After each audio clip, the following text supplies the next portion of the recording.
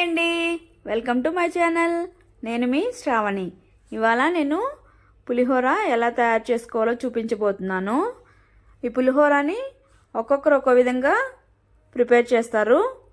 నా స్టైల్లో ఎలా చేసుకోవాలో చూపించబోతున్నాను. అయినా పులిహోర అంటే ఇష్టపడిన వాళ్ళు ఎవరు ఉండరు కదండి. చాలా టేస్టీ అయితే ఉంటుంది. చూస్తుంటేనే నోరు ఊరిపోతుంది కదా.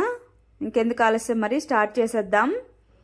ముందుగా పాన్ పెట్టుకొని హీట్ ఎక్కిన తర్వాత ఇందులోకి మెంతులు, మిరియాలు, జీలకర్ర వేసుకొని లో ఫ్లేమ్లో కుక్ చేసుకోవాలి. కుక్ అయిన తర్వాత ఇందులోకి నువ్వులు వేసుకుంటున్నానండి. ఇక్కడ తెల్ల నువ్వులు వేసుకుంటున్నాను.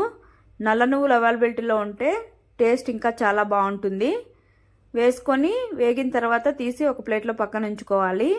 తర్వాత అదే పాన్ పెట్టుకొని హీట్ ఎక్కిన తర్వాత ఆయిల్ వేసుకోవాలి. తర్వాత ఆవాలు, శనగపప్పు, ఉద్దిబ్యాళ్ళు, పల్లీలు వేసుకొని లో ఫ్లేమ్లో మిక్స్ చేసుకుంటూ కుక్ చేసుకోవాలి. ఇవి కుక్ అయిన తర్వాత ఇందులోకి 2 ఎండుమిర్చి, తర్వాత కరివేపాకు వేసుకొని చిట్పట్లాడనివ్వాలి. తర్వాత తీసి నేనైతే పక్కన ఉంచుకుంటున్నానండి. ఎందుకంటే లాస్ట్లో తినేటప్పుడు మంచిగా క్రిస్పీగా క్రంచీగా ఉంటాయి.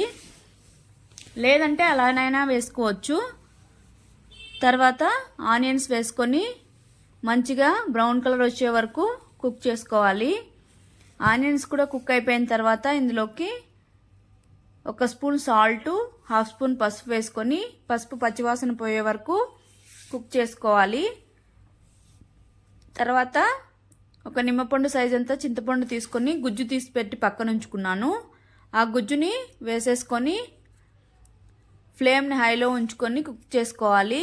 తర్వాత మనం వేయించుకు పెట్టుకున్నటువంటివి మిక్సీలోకి ట్రాన్స్ఫర్ చేసుకొని అందులోకి నేను ధనియాల పొడి 1 స్పూన్ యాడ్ చేశాను.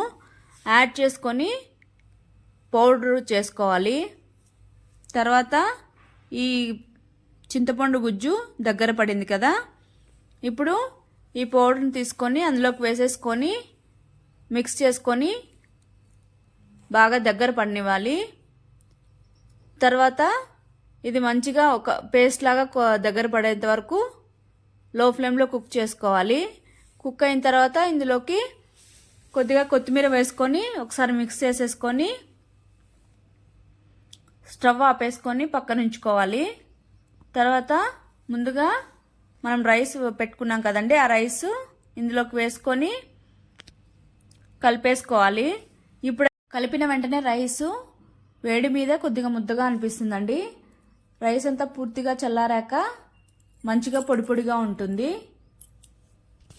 అంతా రైస్ కలిపేసుకున్న తర్వాత ఒక 2-3 మినిట్స్ అలాగా పక్కన ఉంచేయండి. తర్వాత ఇందులోకి మనం పక్కన పెట్టుకున్నాం కదండి, ఆ పల్లీలు మొత్తం వేసుకొని ఒకసారి మిక్స్ చేసేసుకొని పక్కన పెట్టుకోవాలి. కాసేపు ఒకసారి అంతా మిక్స్ చేసుకొని సర్వ్ చేసేసుకోవడమే.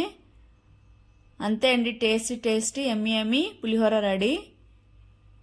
మీరు తప్పకుండా ట్రై చేయండి. ట్రై చేసి మీకు ఎలా వచ్చిందో నాకు కమెంట్ చేయండి. Okay, bye, take care.